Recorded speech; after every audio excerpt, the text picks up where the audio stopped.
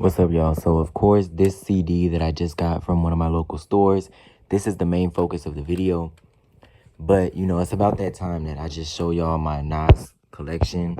So this is it. 4 CDs and 2 records. I was thinking of getting King's Disease because now I'm just more into just buying CDs. It's cheaper, more portable, easier to access. Records, I still have all my record collection. And, from time to time, I still listen to them. But a lot of the stuff, I realized like a lot of it was, I could have just bought it on CD. I just loved the artwork being magnified. A lot of it was an artistic decision to buy these albums on vinyl and to have them on a vinyl format and everything.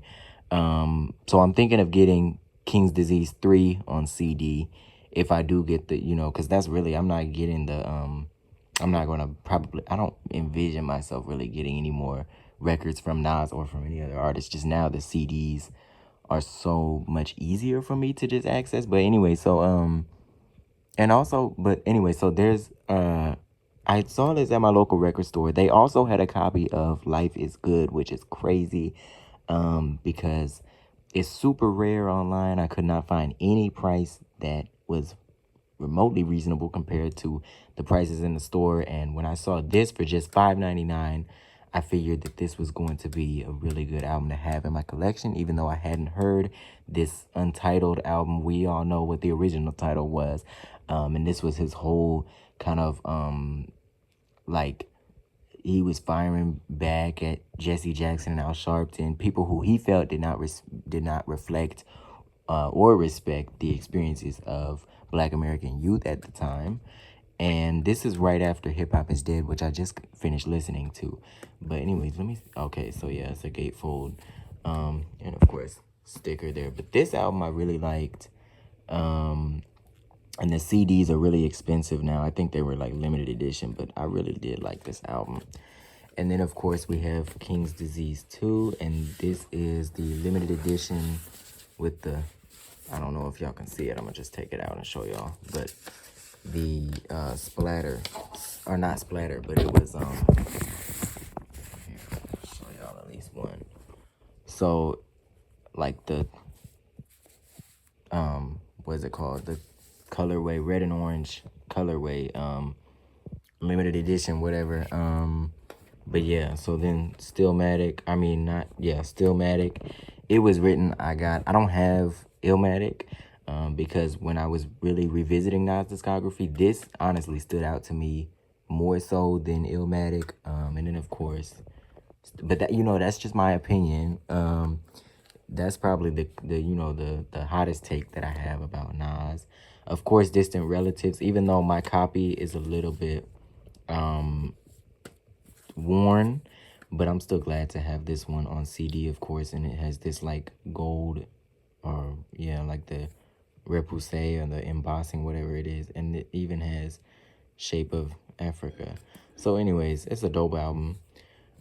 But yeah, definitely want to get some more Nas CDs, but they're just kind of hard to come by at a reasonable price.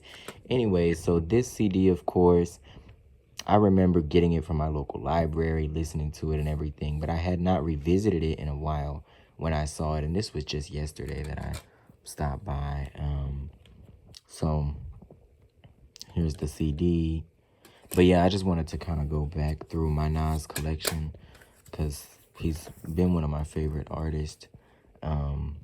Some artist that doesn't reflect as well in my physical collection, but the music is out there for everybody to enjoy digitally. I just like having physical media. I feel like it's very important to have CDs specifically, or records or whatever you prefer. But, physical music is very important.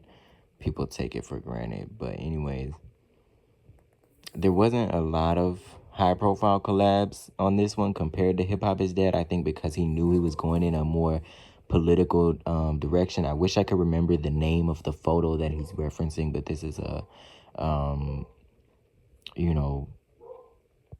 unfortunately kind of, I don't want to say iconic photo, but unfortunately a very symbolic photo. There was a photo going around. They recently tried to erase it from the White House Historical Archives website. the original photo of an enslaved man with wounds on his back. And so what Nas is referencing here, of course, is very powerful. The imagery, the Sly Fox, you know, the imagery is very powerful in the booklet and everything. So definitely a meaningful political statement that, and then he has a piece about the album title. And so, you know, I don't know if there were many prominent artists that were willing to. I know T.I. had an album called U.S. versus the People. And he also had some political tracks on his Paperwork album and the other, U.S. or Else. U.S. or Else, that's the one I'm thinking of. The kind of compilation album he put out, T.I. But, you know, I'm thinking of like artists who aren't normally known for political lyricism, who do these kind of conscious projects, but I really appreciate it. Of course, you know, the juxtaposition of having Chris Brown, Carrie Hilson, Busta Rhymes, and then having the stylistics and the Last Poets on the album. Certainly not lost on the listener, but it is what it is. Love the album. Definitely going to enjoy having this one in my collection and hopefully adding a few more non-CDs to my collection in the future.